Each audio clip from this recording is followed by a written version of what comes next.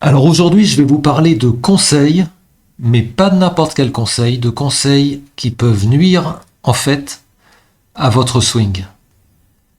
Parce que il y a des conseils, là je vais vous parler de 5 conseils très très communs que vous entendez très souvent, qu'on entend un petit peu partout, et je vais vous demander de ne pas les suivre de manière bête, de ne pas les suivre avec des œillères et de réfléchir un petit peu à ces conseils.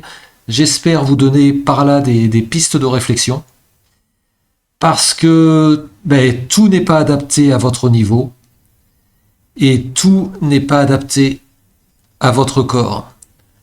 Donc, pour éviter de nuire à votre swing, écoutez ces 5 conseils, entre guillemets, et puis j'espère que ça vous aidera. Alors selon moi, le premier conseil populaire qui peut nuire à votre swing, c'est il faut ouvrir les hanches à l'impact. Parce que c'est plus compliqué que ça. Alors bien sûr, les pros, en position finale, ils ont bien les hanches tournées vers la cible.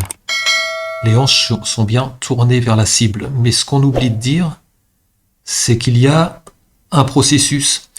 En fait, il y a beaucoup de joueurs qui essayent de tourner les hanches dès le début de la descente, et ça, c'est, selon moi, c'est pas selon moi, c'est une erreur. Il ne faut pas ouvrir les hanches trop tôt. Chez les bons joueurs, en fait, c'est tout un processus d'ouverture de hanches. Ça va commencer par un petit déplacement du bassin vers la cible. Ensuite, on se met en appui sur le pied avant. De cela, le haut du corps va s'incliner légèrement, puis, et seulement puis, ensuite, les hanches vont tourner. Donc, il ne faut pas se précipiter, c'est vraiment un processus, l'ouverture de hanches. Il ne faut pas les ouvrir trop tôt. Donc voici pour moi le premier conseil à prendre avec précaution. Il faut ouvrir les hanches à l'impact. Méfiez-vous, c'est un peu plus compliqué que ça. Le conseil suivant que vous entendrez très souvent et qui lui aussi peut nuire à votre swing, c'est tu dois être shallow. Tu dois shallow ton club, tu dois être shallow. Alors shallow c'est quoi? C'est simplement faire descendre le club un peu plus à plat. Mais donc légèrement derrière soi. Et c'est vrai, encore une fois, beaucoup de pros, ils ont une descente qui va passer légèrement derrière eux, c'est vrai. Mais encore une fois, c'est la même chose que tout à l'heure. Pour les pros, tout ça, ça va être un processus. Et beaucoup d'amateurs, ils essayent de tirer. Ils vont essayer de tirer le club derrière avec les bras. Ils vont essayer de tirer le club.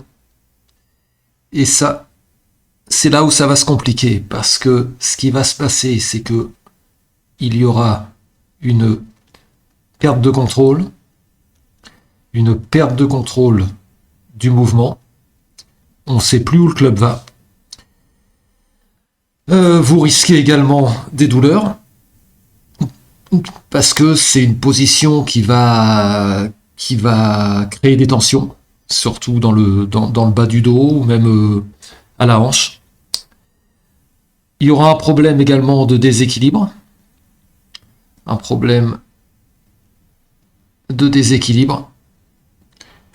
parce que votre corps il va devoir compenser justement cette position qui va être exagérée. Donc c'est comme tout à l'heure, votre corps doit faire le travail au bon moment. Il doit glisser vers la cible. Donc je sais pas comment. Donc il doit glisser vers la cible.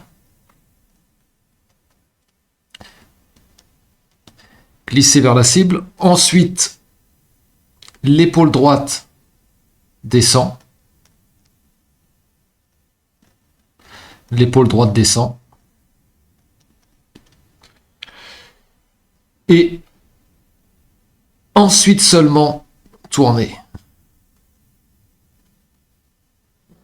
Et en respectant cela, donc glisser vers la cible, l'épaule droite qui descend et ensuite tourner, le club il va s'aplatir, mais il va s'aplatir sans forcer. En fait, c'est pas à vous de shallow le club. C'est votre corps qui va créer la bonne descente. Alors moi c'est surtout pour vous faire réfléchir que je marque tout ça et que vous le découvrirez en pratiquant. Mais encore une fois, tu dois être shallow, tu dois shallow ton club. C'est la fin d'un processus et c'est plus compliqué que ça. Alors le troisième conseil que vous entendrez très souvent, mais encore une fois, il faut le prendre avec des pincettes, c'est garde ton bras collé au corps. Vous mettez une serviette sous le bras, etc. Vous avez déjà dû entendre ça. Au départ, c'est une bonne idée. Hein. L'idée de base, c'est bon. C'est éviter que le bras il parte dans tous les sens. Donc l'idée de base, elle est bonne. Mais le problème, c'est que ça sera souvent contre-productif. Parce que le risque, ça va être de bloquer la rotation du corps. Si vous êtes trop rigide, trop figé, vous allez bloquer la rotation du corps. Et le problème avec ça, c'est que ça va créer des trajectoires complètement irrégulières.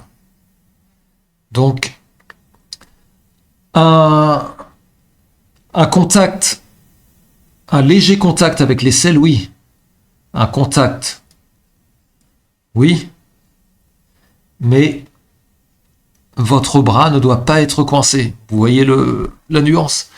En fait, il doit bouger avec le corps et pas se coller à lui. Il doit bouger avec le corps, avec le tronc, mais pas se coller à lui dans la rigidité. Donc, c'est comme les conseils précédents, en fait, c'est un bon conseil, c'est une bonne idée de base, mais appliqué de manière trop rigide, ça va être totalement contre-productif. Ce que vous allez entendre aussi très très souvent, c'est par rapport au poignet. On va vous dire, mettez le poignet gauche à plat en haut du swing, ou au contraire, on va vous dire, bon bleu, mais est-ce que c'est vraiment utile pour toi cette position de poignet? Est-ce que c'est vraiment utile pour toi de savoir si le poignet va rester plat, s'il va être bombé, s'il va être cassé? En fait, le plus important, c'est pas tant le poignet que la face du club. C'est pas tant le poignet que la face du club. La balle, en fait, elle s'en fout du poignet. La balle, elle va réagir à la face du club. Il y a une règle qui dit que si on bombe le poignet, si on a un poignet bombé, si on bombe le poignet, la face se ferme. Et si tu creuses le poignet, à l'inverse, la face s'ouvre. La face s'ouvre. Bon, j'écris n'importe comment, mais... Donc, le plus simple, en fait, le plus simple, c'est de vérifier la position de la face du club en haut du backswing. Donc, vous vérifiez la position de la face. Position de la face en haut du backswing. Et en fait, elle doit être plus ou moins parallèle à l'avant-bras gauche. Et si la face est bien orientée, si elle est bien parallèle, c'est pas égal, hein, c'est parallèle, à l'avant-bras gauche, alors tout est ok, tout va bien. Donc, peu importe que ton poignet il soit un peu bombé, qu'il soit à plat, qu'il soit un peu creusé, peu importe, c'est pas grave. C'est pas grave du moment que ta face, elle, si la face est bien orientée, la position du poignet, c'est pas vraiment grave. Donc, encore un conseil qu'il faut prendre avec distance. Et moi, ce que j'aime dire, c'est qu'il ne faut pas copier une position de poignet. Donc, ne copie pas, tu as vu ça chez un pro et tu vas copier. Non, vérifie ta face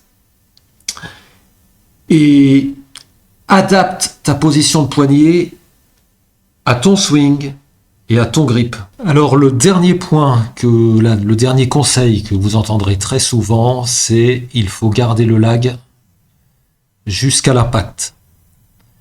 Le souci avec ça, c'est d'empêcher le club de faire son travail. Mais c'est quoi le lag?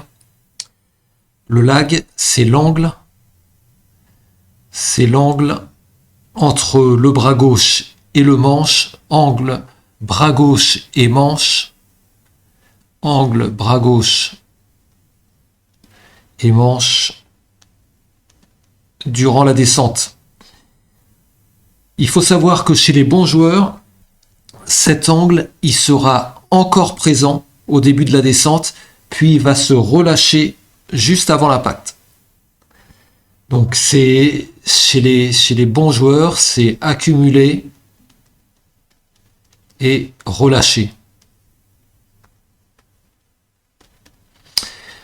Les amateurs, ce qu'ils vont faire souvent, c'est qu'ils vont, on appelle ça garder, ils vont garder le lag, ils vont garder l'angle trop longtemps, ils vont garder le lag trop longtemps.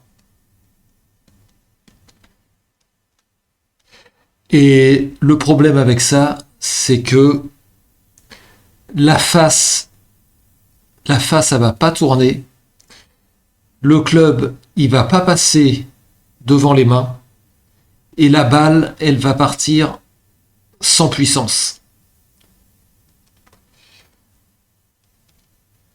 Le bon mouvement, c'est laisser le club passer devant, on appelle ça passer devant à l'impact. La tête du club, elle va tourner naturellement. En fait, c'est un peu comme un fouet. C'est ce qu'on appelle le relâchement du club. Elle va tourner naturellement. C'est le relâchement. Relâchement. Le club fouette et la balle va partir. En fait, pour comprendre ça, ce que vous pouvez faire, c'est vous frapper doucement un coussin, un oreiller, en essayant de taper avec la pointe du club et pas avec le talon. Et pas avec le talon. Et c'est une manière de sentir la tête du club tourner. La tête va tourner toute seule au bon moment. Vous allez voir, vous allez atteindre une rotation naturelle de la tête. Donc, si vous gardez le lag trop longtemps, le problème qui va se passer, c'est que le club, il va pas libérer d'énergie. Le club va pas libérer d'énergie. Si vous relâchez le lag au bon moment, à ce moment-là, il y aura plus de vitesse et plus de contrôle. C'est pas tant la position qui va compter, c'est le moment où le club va se libérer vers la balle. Donc voilà, c'était le 5e conseil, entre parenthèses, que vous entendrez trop souvent, très souvent, trop souvent, mais qu'il faut prendre avec précaution.